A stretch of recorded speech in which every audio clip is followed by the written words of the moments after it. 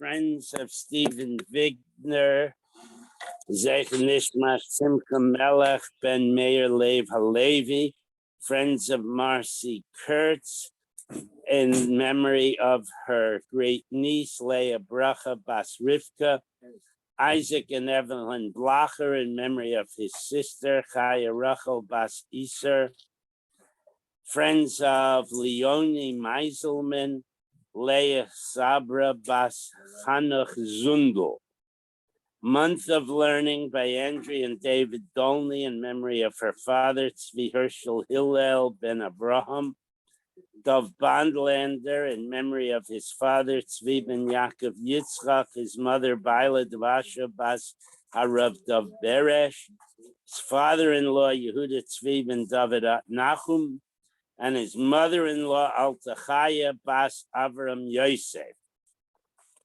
Mel and Haran Haller, in memory of his father, Avram Ben Zev. You have a kid named Avram Zev. Week of Learning by Michael and Sharon Glass, in memory of his mother, Rivka Yitta Bas Yitzchak HaKoyen. And that concludes the Shalashudis. This tomorrow, Shabbos, is by Morris Solomon, in memory of his mother, Leah Bas Moshe Aryeh. Are there any days? If there were days, I'd have said one. But there ain't no days. Today is the 16th, yes? Yes, there are days of learning today. I ain't got none. I got the new one. Yeah. Yeah, it doesn't start. Just the old one is the one that has. They're doing it in a different. Well, they got it. Nobody told me that. All right. Let's see. We got days. Okay. I apologize to Chuck and Shelley Orgel, in memory of his father, Nassim Nota Ben Hillel. And three of them, Barbara and Sandy Cohen, in memory of her father, Shmuel Ben Shloimeh, and Ruth Kostman, in memory of her mother, Sarah Zalman. I apologize for inadvertently omitting that. Okay, we are on the very last line of Ayin Aleph Amid Beis. Madir es ishto, etc. As usual, the Gemara now talks about what it doesn't say. The man makes a vow that if you go to a shiva call or you go to a wedding, I won't sleep with you ever again. So that's the problem that the Gemara is now going to address. How could he do that? So, Because it's not normal. What? Well, it's not normal. I hear you, but we're not discussing his normalcy. We're discussing if he would now have to divorce her or not. In other words, if that vow is unjustified, then she is justified in demanding a divorce, 100%. And he has to pay the kasuba. 100%. If it's justified, and she disobeys him and goes anyway, then he has to divorce her, but she gets no kasuba. So the Gemara has to discuss what, if any, rationale does he have to make this rather unusual neder. So Ika Noel Bifoneho. So the Gemara starts out by saying it's no possible way he could be justified. He is in effect locking her up. Literally, he puts a lock on in front of her. He locks her up. She can't socialize. Ella lebeis ha'avel. So, but my Noel b'faneha ika. But if you're talking about making a shiva call, that's not a very pleasant thing to do. Maybe barring her from a shiva call, is not so onerous. As a matter of fact, it may be beneficial.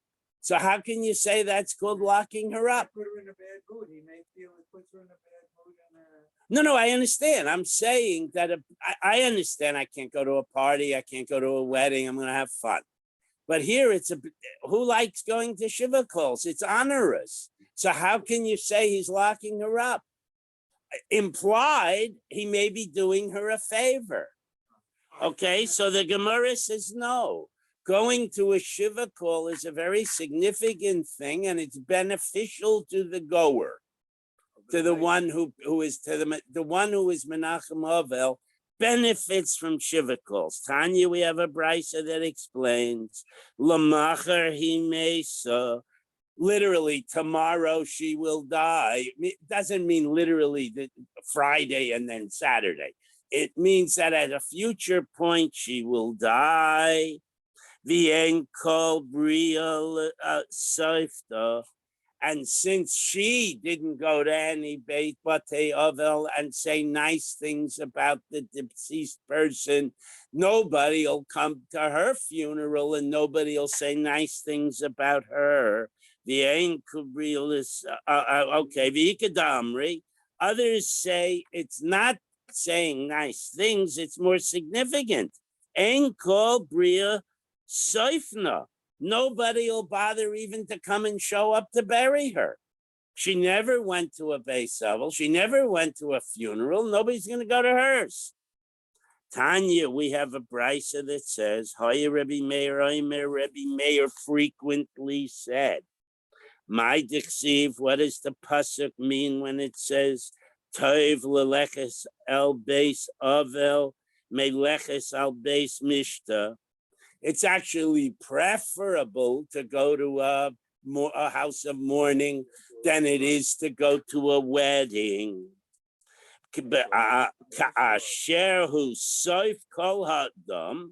Because death is the end of everybody's life. In other words, death comes to everyone. And the living should take that concept to heart. What does it mean the living should take that to heart? Yeah. This vow, if she's making, I'm not going to go to this person's Shiva call. No. The husband says it could be either, but the implication, because we're saying nobody will show up at her funeral, the implication is the husband says, if you ever go to a wedding or a Shiva call ever again, then I'm going to never sleep with you. If it's an if or, it's not, let's not go to the Abramowitz wedding. It's if you ever go to any wedding, that's the implication.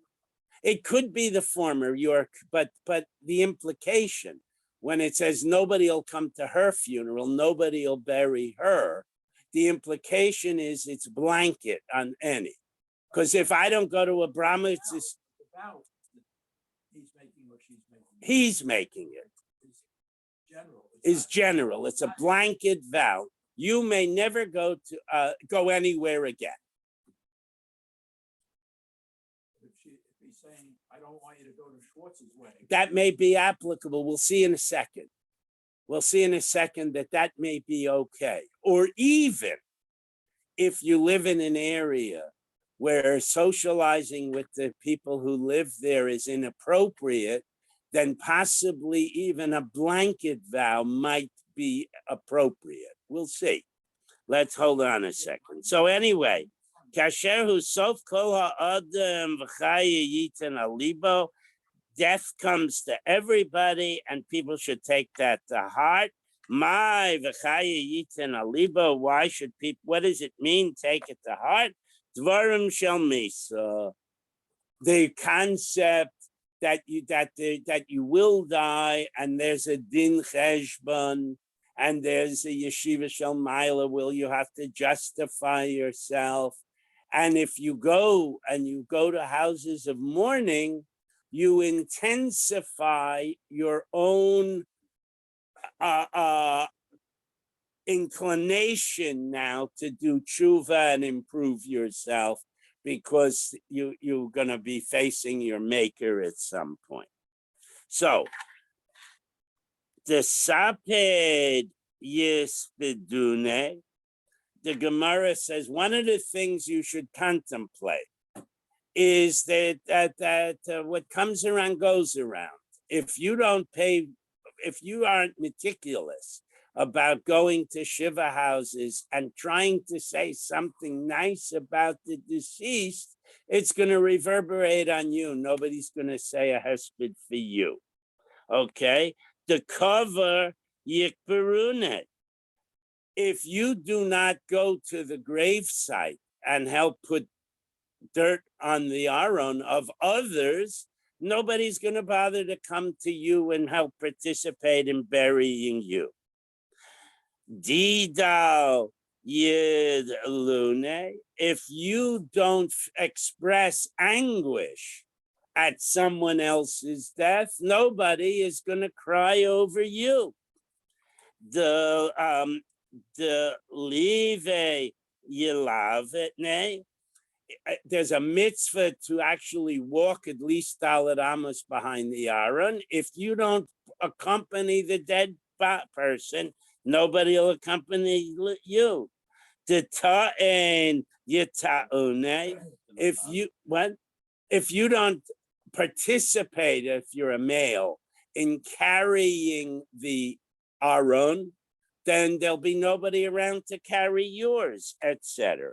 Now, the Mishnah then said, "V'im hoya toein mishum davar acher." But if the husband can justify making such a blanket vow by saying there is a rationale for it, davar acher, some other thing. Most often, the davar acher is a sexual connotation. So my davar acher, what do we mean by davar acher? And here's the answer to your question. Okay, Omer Reb Yehuda, Omer Shmuel. Reb Yehuda says in the name of Shmuel, Mishum b'nei Adam, Perutzin u'matzuyin shom. The husband does not want his wife to go to more often, probably weddings, because people will be immodestly dressed, people will act inappropriately, there'll be mixed dancing or more than that. And the husband says, look, if people are tempted, I don't want you going to such a place. And it can even happen in a Beis Avel. I actually once attended a Beis Avel where the alleged comforters were telling dirty jokes. And I was very uncomfortable, and I left, and I told my wife she can never go back. Also, the Shulchan Aruch cautions people at a base kavaros, men and women who should not mingle. Yeah, the Gemara actually says that you can't, you have to have a mechitza at a funeral. And if you have to have a mechitza at a funeral where the mood is somber, you certainly have to have a mechitza at a wedding where the tone leads to frivolity. You're drinking, you're eating, you're laughing, you're dancing, etc. Okay, so now let's look into this business of there's going to be pretzes there. Can the husband be like overly machmir and say, look, Century Village is you know how people behave here, you can't go to any parties? Or does he have to be able to prove it? Omer Ravashi lo amran ela is chazek. He can only make this vow barring her from socializing if it's clear and if there's a chazaka that people in that community at those functions act inappropriately. Avalo is chazek, but if it's only a guess on his part, lo kol minei, he cannot make such a vow. And if he does, she has the right to demand a divorce and collect her ksuba. Now, this one is problematic. The next one I did not understand. When we learned the Mishnah, the next one is saying, Im omer lo almenas shita amre. When we learned it in the Mishnah, and I thought that's what the Mishnah said, that he is saying, if you repeat to others our pillow talk, Or if I get mad at Abramowitz and I say bad things about Abramowitz and you go and tell Mrs. Abramowitz what I said about her husband, I'm divorcing you. The Gemara reverses it. The Gemara seems to be telling us that he wants her to tell Mrs. Abramowitz that he hates Abramowitz. And she's saying, I'm not going to do that. That's Lashon Hara. That's embarrassing. So, Im Omer lo almanas shita amre. He says to her, unless you repeat something, I'm going to divorce you. I'm going to never sleep with you again. V'tema. So the Gemara says, so let her tell it. What's the big deal? It's not much effort. Mrs. Abramowitz, my husband hates your husband. Finish. So the Omer Rav Yehuda, Omer Shmuel. Rav Yehuda says the name of Shmuel. Dvarim shel kolon. That the word kolon here means it's inappropriate. And the Mefarshim argue about whether it's saying over Lashon Hara or he wants, I guess he's bragging, he wants her to talk, say outside of the house, pillow talk. The Mefarshim have both of those views. All right, weiter. Now, shitehe memalo, that you'll fill up containers, ma'ara lashpo, and then go dump them in the garbage. So the Gemara says, v'tavid.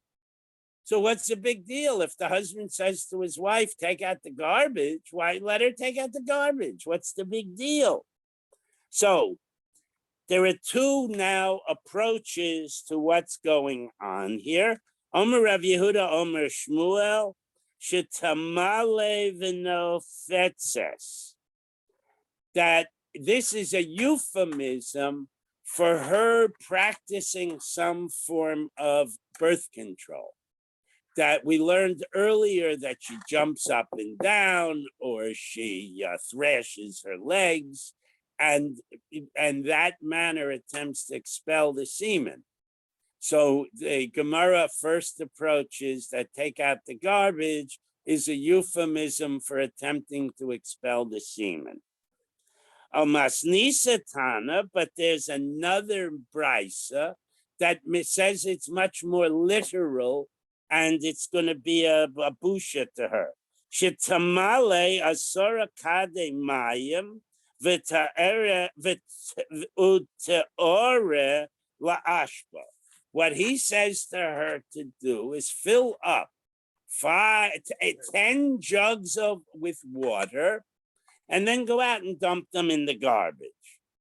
So if we're talking about the first approach, Bishloime Shmuel, the first approach, he has a mitzvah of a root, but she does not. So if she practices some form of birth control, she is precluding his filling a mitzvah. So it's appropriate for him to make an oath. If you're going to do that, I'm not going to sleep with you in the first place. Now we have to get a divorce because now I can marry someone else and she will let me make babies for me. That's why he has to divorce her. But she didn't violate any halacha herself because she has no din of pruvarut. So therefore, she can collect her kesuba. Ella, lemasnisa. But if you take the literal approach of he says, spend the afternoon filling up buckets and dumping them in the garbage, manaftilamine. What does she care if that's how she spends her afternoon? She's supposed to do what her husband wants. So Ovid, let her do it. So the Gemara says, Omer Rava bar Rav Chana, Omer Rav Yochanan, Mipnei Shenires Keshota. If you spend the afternoon going back and forth from your house, dumping buckets into the garbage shaft, the neighbors are going to say you're epicema sugar. And she has a right to protect her dignity. And therefore, he has to divorce her because he wants her to act in an undignified manner. and she collects her kasuba because she didn't do anything wrong. Now, here is a new one that's not in the Mishnah. Omer of Kahana, Hamedir es ishto, if a man makes a vow, declaring his wife neither a lender nor a borrower be, okay, which we think of as a good thing. But here we're talking much of the social interaction between women in those days was, can I borrow a cup of flour? Can I use your sifter? Here, take my flour. I have tons of flour, etc. So if the husband, Hameid es ishto, he makes a vow concerning his wife, shelo tishal v'shelo tashil, she may neither borrow anything nor lend anything. What kind of things? Nafa or kavara, or kavara. Not a strainer or a colander, v'reichayim, not a grinding implement, v'tanor, or a portable oven. Yaitzi v'yiteng ksuba, he has to divorce her and give her a ksuba. Why? Shemesiya shem ra v'shechenoseha. That by being like, she's stingy and she's unfriendly, she won't lend anything, she won't borrow anything, gives her a bad name. Okay. Tanya Nami Hachi, we have a brisa to back that up. Hameidir es ishto shelo tishal v'lo tashil. She can't borrow, she can't lend, nafa v'kavara, not any kitchen implement, rechayim v'tanur. Mipnei shemesiya shem rab ishechenoseho, he has to give her a divorce. Similarly, the other way around, she makes the vow. V'chein he shenadra, if she makes the vow, shelo tishal v'lo tashil, she won't borrow, she won't lend. Nafa v'kaira v'rechayim v'tanur. Shelo ta'arog begodim noim lebanov, or she makes a vow that she won't make nice clothing for the kids. In our world, it would be send the kids to school dressed in rags rather than go to Target and buy them nice clothes. Okay, Teitsev shelo b'ksuba. In those cases, she is doing something wrong, so he has to divorce her, and she loses her kasuba. Why? Mipnei shemashi also shem rav ishchenov, because if your kids go to school in dirty clothes and the man gets people talking about him, he can't afford to buy the kids clothing. He doesn't know the wife refused. Or she makes the vow, they're going to say, Schwartz doesn't let his wife interact with the neighbors, and he's going to get a bad name. Okay, now we're going to have a list of bases for divorces, and whether or not, depending on who's at fault, you get the kasuba, she gets the kasuba or she doesn't.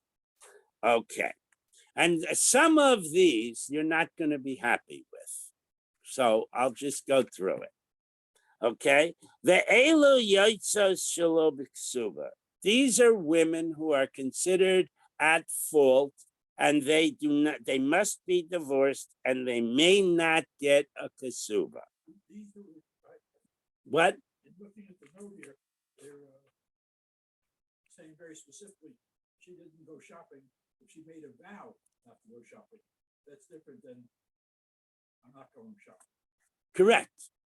It's the vow. Yeah, we're talking about vows, but that was in the previous Gemara. Now we're talking about non-vow behaviors.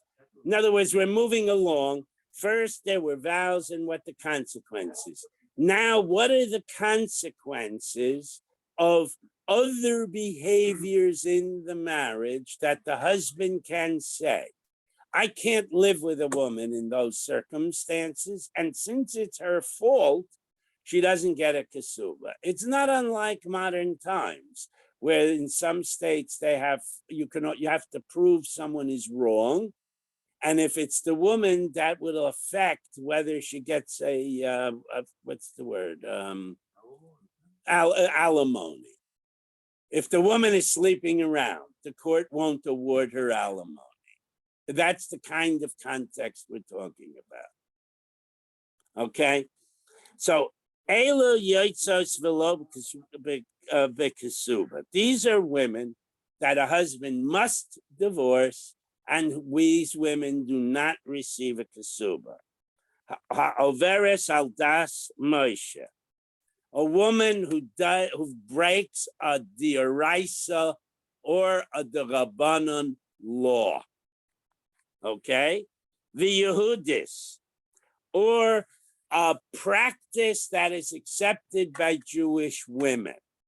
So the biggest one is, according to the Torah, Nida is 7 days, period. But women have accepted upon themselves the chumrah of considering the possibility that she's also has a zava, correct. So we do 7 days after at least 5 days. So that's a practice that women have accepted. That's not a diraisa or even a derabanan. It's a minhag the women accepted. And if a woman violates such a thing, the husband has to divorce her, and she doesn't get a kasuba. Now, the Ezel he das Moshe. What does the Mishnah mean? What do I mean when I say rules of Torah? Mamachal to she'enu me'usar. The wife serves dinner, with food that's tevel. Okay, no trumas and mices have been taken. That's one example. Mishatam sha or mishamashta nida, or she has relations with her husband when she is a nida. Okay, that would be another one. V'lo kaitzel challah, or she bakes bread and does not take the challah. Okay, v'naderes v'enu mekayemes, or she makes a perfectly reasonable vow, but doesn't act to fulfill it. Every single woman I ever, I'm going to lose 15 pounds. And then she doesn't say, I swear I'm going to lose 15 pounds. And then she doesn't say, bli neder, and then immediately goes and takes a half a chocolate cake. That would be not fulfilling a vow. Now, obviously, they're talking about more serious ones than that. Okay, so those are the arises, because all those things Moshe told, or halach Moshe Sinai, etc., etc. The Ezahu das Yehudis. What is a Jewish women's practice that isn't specifically mandated? Yetze v'rosho perua, going out without covering, leaving her house without covering her hair. Tava b'shuk, or spinning making wool into thread. We're going to learn why this is going to be a problem. B'shuk, in the marketplace. Again, doing things that should be done in private, in public. Umidaberes im kol adam, or if she cavalierly speaks with men other than her husband. Okay, those are practices of women that you have to divorce her. Aber shol aimer also af b'makaleles yoldov b'fanav. If she curses her in-laws in her husband's presence. Okay, and what? You can curse them without them doing that. Well, she can go in the closet and say, "Oh, I don't want to go there for Yontif." But when he's present, oh, it would be so nice, honey, to go to your parents. Your mother is so wonderful to me. Okay. Rabbi Tarfon Omer af bekolonis. A loud woman. Okay?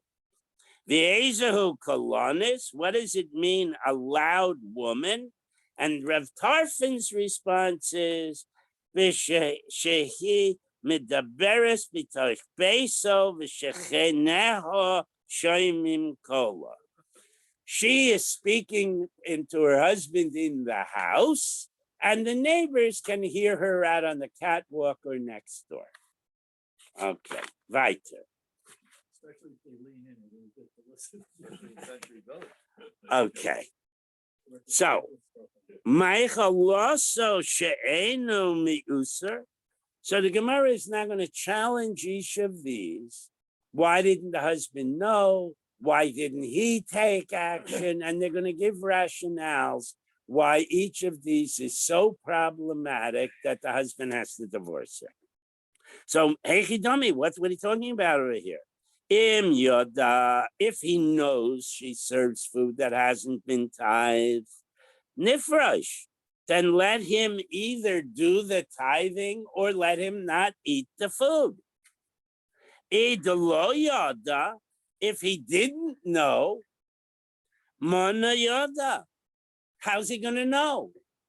A basket of rice is exactly the same as with Meiser Truma Meiser taken. You can't look at it and see it hasn't been tithed. So that's not what we're talking. We're not talking about either he didn't know or he did know. We're talking about he didn't know and he found out. Okay? Tzricha, the case is needed for the following. The Amrale, he says to his wife, did you make sure you did your Trumas and Maestras? I know you don't know all the rules. I know, I'm backgrounding.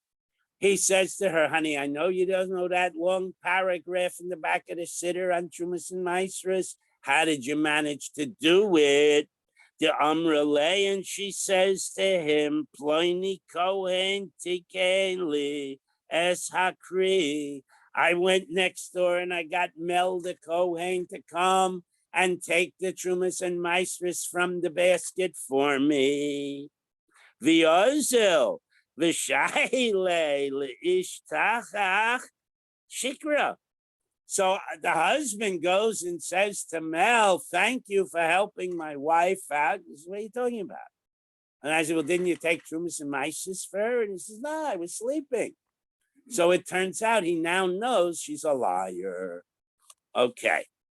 So, Mishtam Nida, what about the case where she sleeps with him and she's a Nida? Hey, Chidami, what are we talking about? If he knows that she's a Nida, Nifrash, he should be sleeping in another bed. The idolo yada, if he didn't know on it, nismach alave. The halacha is that a woman is trusted and believed whether she's a nida or not. So the husband didn't do anything wrong, so he's not harmed, so he doesn't have to divorce her. That's the hypothetical. Okay, if he never know, all he did was rely on her statement, and that's proper. He did properly. The Omer Rav Chanina Bar Kahana Omer Shmuel Minayin Lenida Shesoy Feres Liatzma. How do we know that a woman is responsible for her own count? And she is built. Shenemar, the pasuk says, "V'safra lo shiva yomim." She should count for herself 7 days. Okay, lo la'atzma. The word lo here means she is responsible for the count. It's not his problem. Lo, that's not what we're talking about. Tzricha, we need it. The Amrale, she says to her husband, Ploni Chacham, Tiharli Es Hadam. I showed a badika cloth to the Bucky, to the Rav who knows these inyanim, and he said, you're tahor, go home and have relations with your husband. Va'azil shalei ve'ishtachach shikra. And so the rabbi, the fellow then says to the rabbi, thank you very much for giving my wife a heter over here. And he says, what are you talking about? I was in Brooklyn. And that means she's a liar. The boy is saying, Rav Yehuda, maybe it comes out like Rav Yehuda. Women are supposed to wear different clothing when they're in nida than when they're not. Okay? The boy saying, Rav Yehuda, it comes out like Rav Yehuda, Domi Rav Yehuda. Ho chaska nida mishechen. All the women in the neighborhood knew she was a nida. Baila laika. And the husband, in that case, aleha mishum nida. And in that case, where it's public awareness that she's in her nida period, pun not intended, it just came out that way, then if the husband sleeps with her, then it is culpability on his part, and he gets malchus for that. What? It's such a private thing. How would the neighbors know? I gave that explanation. It was not so much today, but in those days where the kind of hygiene products we have today were unavailable, clothing became stained, etc., etc. So a woman would have a black dress, say, that she wore when she's in nida. The rest of the time she wore pink and orange and yellow. But for a week or in 12 days, she wore a black dress. Okay. So everybody in town knew she was Anita, including her husband. Okay. So now if he sleeps with her, he can't say, I didn't know. Right. She's putting a napkin holder between her and him at the dinner table. She's moved to another bed. She's done all the indications she's Anita, and he insists. But the Gemara says he gets market. That's correct, because he did something wrong. But how would the best know he did something wrong? Because he fesses up. It's Erev, it's this week, and he doesn't want to die on Rosh Hashanah. Right. So he goes to the Rav and he says, listen, I did a terrible thing. I'd like to do tshuva. Right. So the Rav says, take him out and beat him. Okay. All right. Can he still divorce her? What? Can he now divorce her? No, he was at fault. He's the villain. He can divorce her where he is innocent and she is the sinner. Where he's the sinner, he can't divorce her. You have to come to court with clean hands. Okay? Now, v'lo kaitze lo chala. What if she does? Another grounds is she doesn't take chala. Hey, Kadami, what are we talking about? If he knows about it, nifrosh. He can take the challah or not eat the bread. Lo yada, if he doesn't know, mana yada, how's he ever going to find out? Lo, that's not so simple. Sricha, we need it for the following case. The amrele play govel, so-and-so, who's a bucky in dough. Tikenli es ha'isa, she came over or he came over and took the challah and said all the kavanah stuff and made the bracha, so the bread's perfect, okay? The azil shalei, and goes to thank the person. The ishtakach shikra, and turns out she's a liar. So again, it's all presumed that she doesn't have any nemanis to the husband. no, she does. He ate it because she had nemanis. He didn't even question it. And then he says, by the way, you never took challah before. How come you took it this time? Well, I had someone help me. And then he says, thanks for helping her. The Gemara, look, I hear your issue. Why so many examples of the same problem that is a liar? Because the Gemara is xenophobic. All right. No. Nideres v'ena kayemes. She makes vows that she does not keep. The Amar Mar, Ba'avan Nidarim, the sin of making vows and not fulfill them. What happens? Banim Mesim, your children die before bar or bas mitzvah age. Shenemar, there's a pasuk that says, Al titen es picha hati. Do not let your wife es basrecha, etc. Do not let your mouth cause your body to sin. So what would be a case of your mouth causing your body to sin? Swearing you'll do something and then not doing it. Okay, and the problem there, okay, and the pasuk goes on to say that God will destroy the things you've made. Okay, so V'ezohein ma'aseh yadav shel adam. What does the pasuk mean when it says the things that you make? Have aimer banav u'benaisav. That you could answer. That means children. Okay. I don't know what people are asking. Serious stuff. I mean, if people were to realize that there are behaviors that lead to the premature death of their children, they would think twice before they engage in such behaviors. And what? More than twice. More than twice. Well, it depends. Yeah, I got the kid, I wouldn't mind. But no, but the point is that people, oh, I'll be glad to take you to the airport, and then you don't do it. Now, even though you didn't say Bli Neder, your words, you create an obligation, and you have to move heaven and earth to fulfill every utterance you make. It goes so far as to, like, they're doing the Kol Nidre pledges shtick, and Abramowitz gets up and says, I'll give $500. And you say in your mind, you think, well, I'll give $100. That's a chov.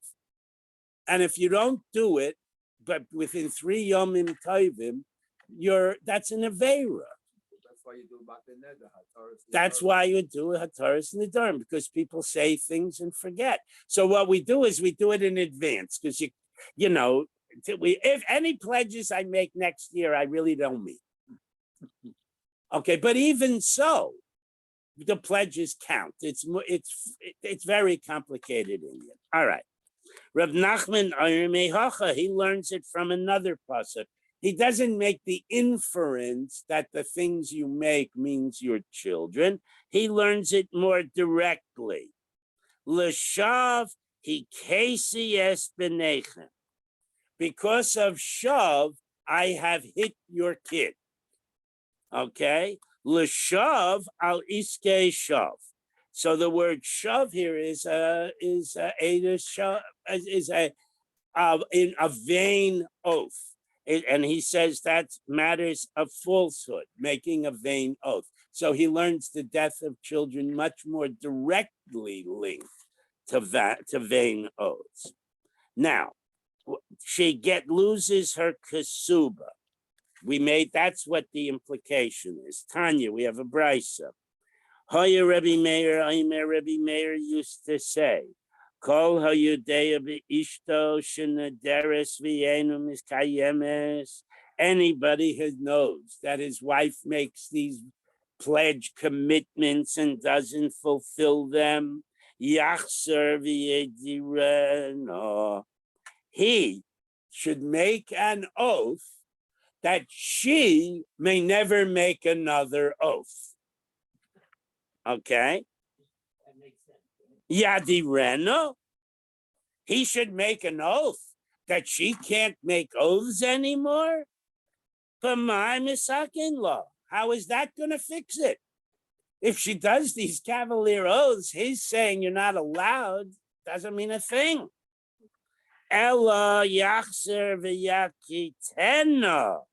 He should intentionally pick a fight with her, because the Gemara is making the assumption that when she makes these oaths, it's in response to some irritation. She gets on the scale and she sees she weighs too much. I'll never eat chocolate cake. Her husband says, get me a cup of coffee. And she's, get your own damn coffee. I'm never going to get you coffee again. The kind of interrelationships between husband and wife generates these oaths on her part. So he should intentionally push her to make an oath.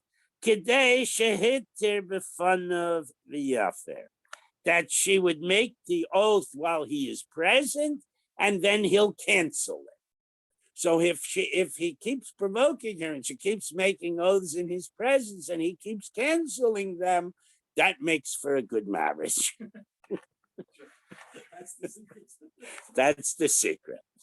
Okay. I'm waiting for your book. So the Gemara says exactly as you did. The Gemara makes your comment. The Gemara says, Amrulo, they said to him, that's what makes a decent marriage. Ein adam dor im nachash b'kefifa. How can you live with a snake in your basket? I mean, it's a metaphor for how can you live with constant strife in the family.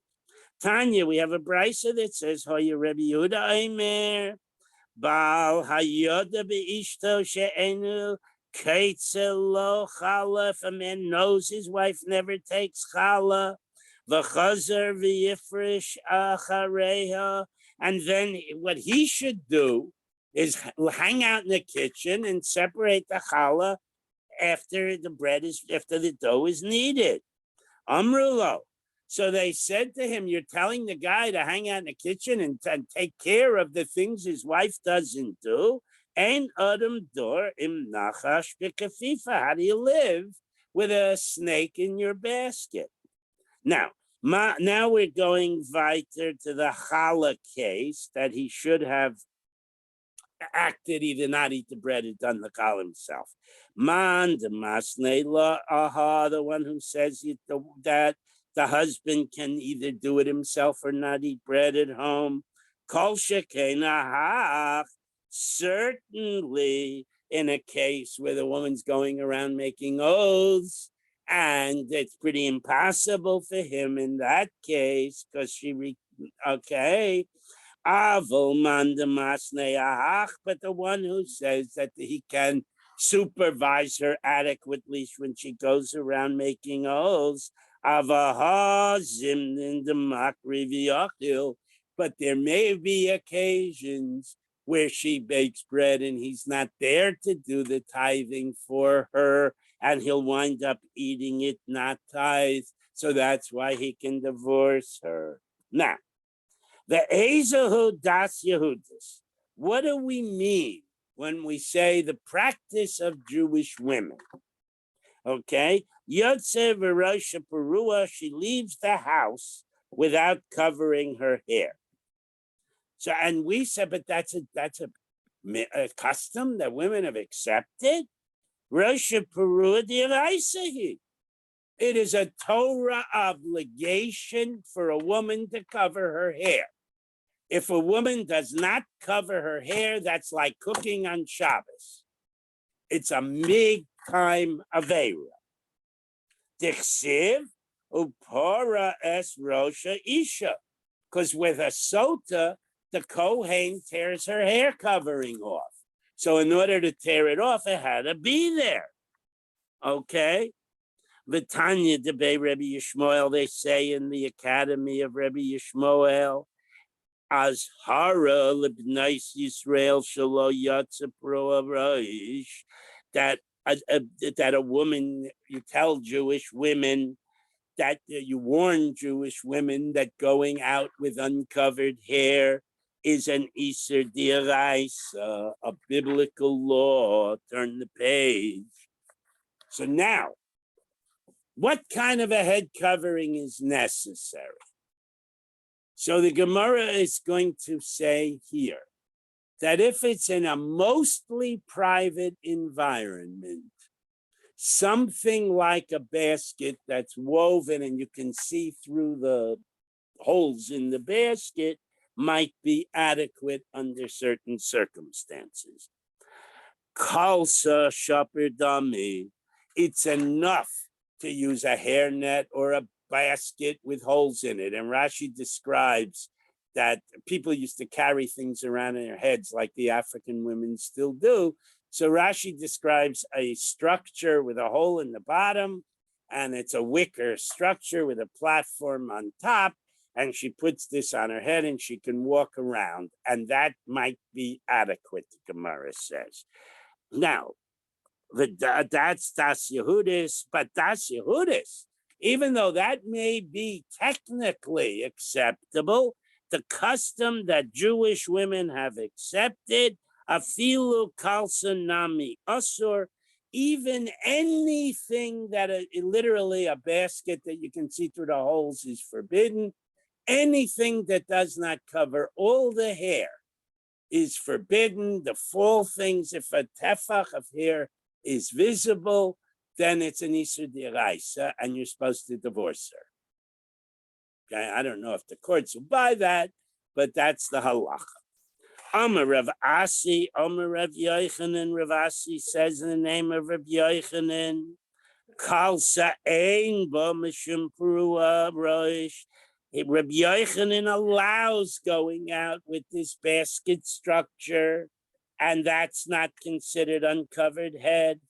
Have Rav Zera argues on that. Heicha, where is she going? Yeah, Rabbi Yochanan said that. But what was he talking about? Heichen, where is she going?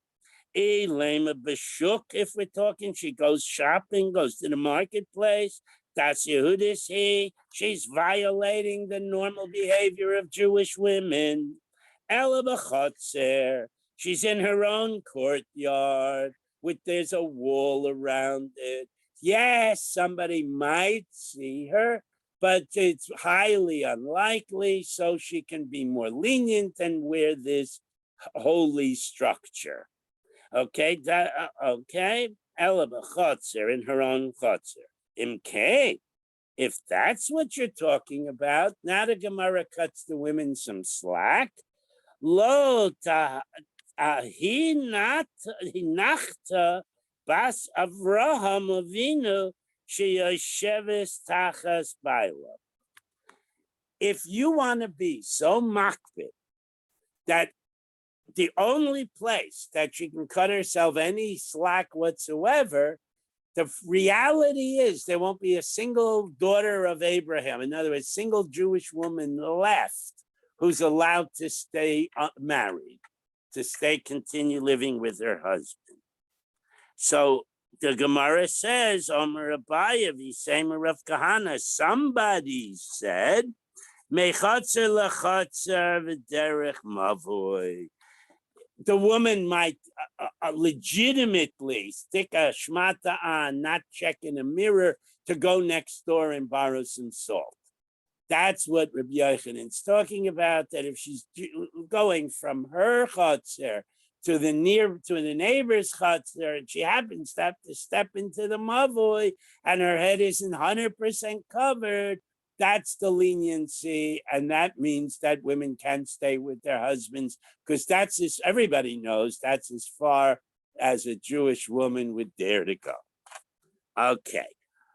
The toiva b'shuk, spinning wool in the marketplace. Now here the Gemara is going to make a pun.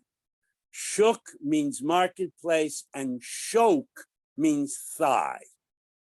Okay, so we're going to make a pun. Omer Rav Yehuda, Omer Shmuel, b'marez aroseho livnei adam. The act of spinning, the woman's very active. She's moving her arms, she's reaching up, she's reaching down, and it might be that portion of the arm above the elbow might be exposed to other men.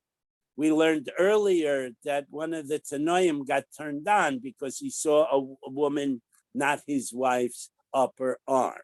Again, tznius is a big deal. We seem to have lost that idea. Especially if there's a tattoo, right? Rav Chisda Omer Amimah. Rav Chisda quotes Amimi as saying, "B'shava v'dod keneged penuha." I'm not so familiar with the act of spinning, but apparently there's a thread attached to a weight. And if she drops the weight, the thread might fall between her legs and sort of hike up her skirt and reveal body parts that are not supposed to be revealed. Okay, so poneho here is a euphemism for the lower part of the body that's supposed to be covered. That question, just a quick question. You found that from Rashi? Yeah, Rashi and everybody. Well, you'll see in a minute. Okay, because again, shok, she's revealing her shok, not her in the shuk. Okay, if you want to bring another shot, go ahead. Corin did a very different shot. What is his? Continue and then I'll. Okay, so Omer of Yehuda, Omer Shmuel. He says it means a little differently. What she does is she's sitting there, she's weaving. The kids, young men, unmarried young men come over and say, "Oh, that's beautiful. What are you doing?" And misachet kes im bechurim. She jokes, she flirts with the young man. Okay, that's another shot. Now, going back to the first shot, that she's inadvertently or not so inadvertently revealing body parts that should remain covered. Omer Rava Bar Chana says, Zimna Chada Have Ka'azilna Basre Rav Ukva. One time, he was a student at that point, he was a young man. I was following Rav Ukva through the market. The Chazisa Hahi Av Arvia. I saw a certain Arab woman, Shahave Yisva, that was sitting in the market publicly. The Koshadya Pilcha Tavya, and she was throwing around this weight on the end of the thread while she was spinning. Varad Keneged Benuha. And the thread caught between her skirt and revealed her lower body parts. Okay. Kevan de Chazisnan. When she saw us looking at her, Pisikte Lepilka, she intentionally detached the weight from the thread and dropped it on the ground. She threw it down.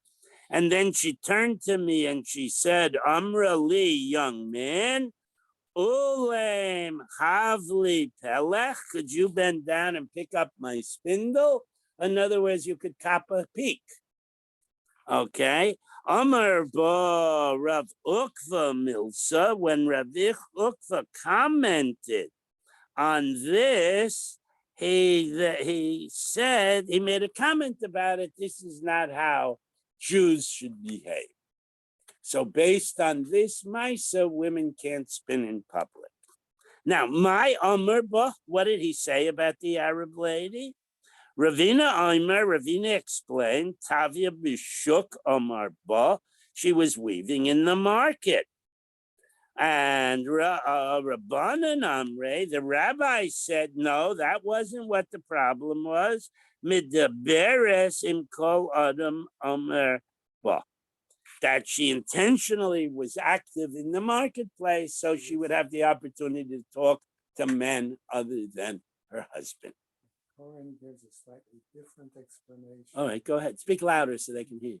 No, only it does not make any reference at all to the pun whatsoever. What it implies is that in the spindle, they used to use a red thread, and that women who were of that red thread women, right? Red dresses would wear or have something with a red thread, either, and when they would wear it either on their head. That means they're available. Okay, it meant that they were looking for business. Okay. And so the implication still is the same. Result is that she was soliciting the young man. Okay. So anyway, the Mishnah said, we talked about Abba Shaul's talking about you can't curse your in-laws if your husband is present. Av Mekaleles Yoldav Bifonav. You can't curse your husband's parents in your husband's presence. Amar Rav Yehuda Amar Shmuel Mekalkeles Yoldov Mifnei Moldov. Now here there are different girsas. I chose the Bach's girsa, but in any event, what it means, it expands the din that you cannot curse your husband's parents, speak negatively about your husband's parents in the presence not only of your husband, but of your husband's children. So you can't say to your kid, oh, we have to go to Bubby, I can't stand Bubby. Okay, that's grounds for divorce. V'simonech. So how do you remember this broadening, Shmuel's broadening of this din? Ephraim u'Menashe Keruven v'Shimon Yehiyuli. That Yosef elevated, Yaakov elevated Yosef's children to the status of avos, so of shvatim. So the grandchildren are the same as their parents. So this simon, which is harder to remember than don't curse your mother-in-law in front of your grandkids, that treat a man's children as if they're the man himself. And that's how you remember that it's been broadened. Rava explains the Amrale, the woman says to the man's child, whether it's hers or not hers, Nechle Arya Lesava. I wish a lion would gobble up Zadie. Okay, that's the curse. Ba'ape bere, and she says that in front of the Saba's grandchild. Okay, so that was grounds for divorce and no ksuba. Afla kolonis, what about a loud